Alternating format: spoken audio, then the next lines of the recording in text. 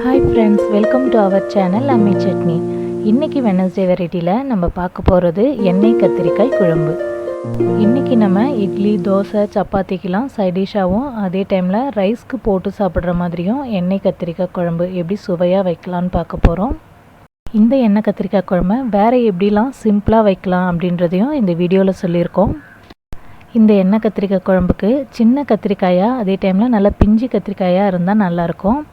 அது மாதிரி இங்கே ஒரு 10 கத்திரிக்காய் எடுத்து வச்சுருக்குறோம்.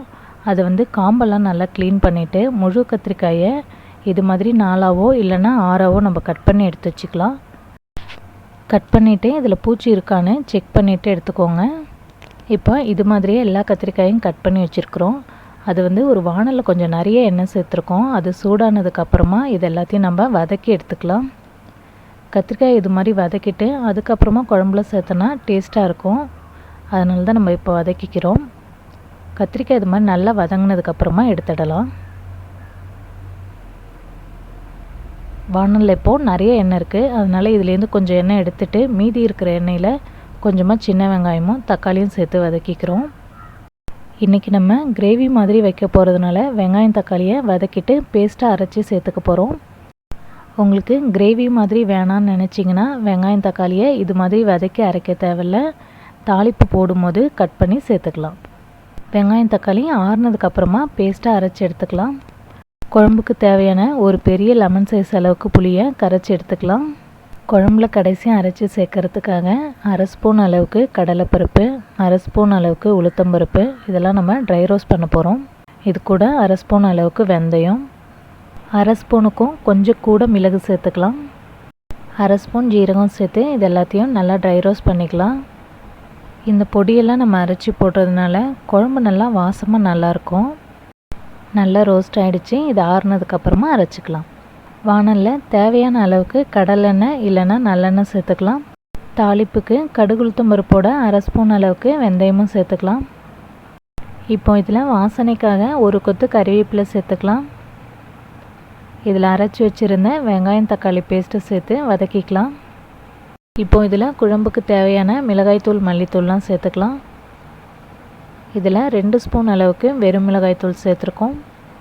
2 ஸ்பூனுக்கும் கொஞ்சம் அதிகமாக கொத்தமல்லி தூள் சேர்த்துக்கலாம். நீங்கள் உங்கள் காரத்துக்கு ஏற்ற மாதிரி கொஞ்சம் கூடுதலாகவோ இல்லை குறைச்சோ சேர்த்துக்கலாம்.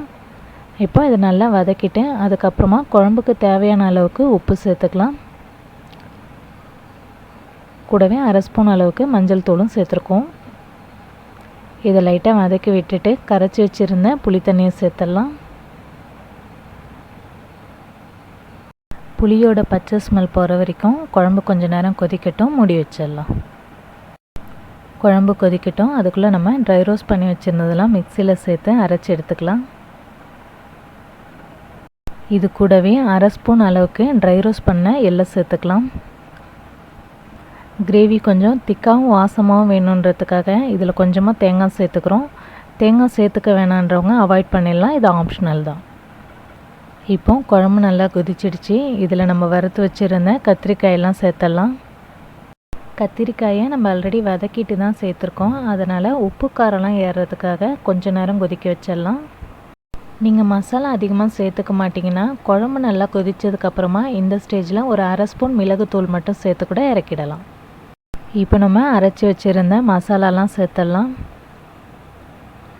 மசாலா சேர்த்த உடனே குழம்பு நல்லா திக்காயிடும். அதுக்கப்புறமா ரொம்ப நேரம் கொதிக்க விட தேவையில்ல. நல்லா ஒரு தடவை மிக்ஸ் பண்ணி விட்டுட்டு இறக்கிடலாம். இந்த மசாலா எண்ணெய் கத்திரிக்காய் குழம்பு சப்பாத்திக்கெலாம் ரொம்பவே சூப்பராக இருக்கும். நீங்கள் சப்பாத்திக்கு மட்டும் செய்கிறீங்கன்னா கத்திரிக்காவை சின்ன சின்னதாக கூட கட் பண்ணி சேர்த்துக்கலாம், நல்லாயிருக்கும். இப்போ நமக்கு டேஸ்டான எண்ணெய் கத்திரிக்காய் குழம்பு ரெடி ஆகிடுச்சு. இந்த எண்ணெய் கத்திரிக்காய் குழம்பை நீங்களும் உங்கள் வீட்டில் ட்ரை பண்ணி பார்த்துட்டு எப்படி இருந்ததுன்னு சொல்லி மறக்காமல் கமெண்ட் பண்ணுங்கள். ஃப்ரெண்ட்ஸோடு ஷேர் பண்ணுங்கள். தேங்க்யூ.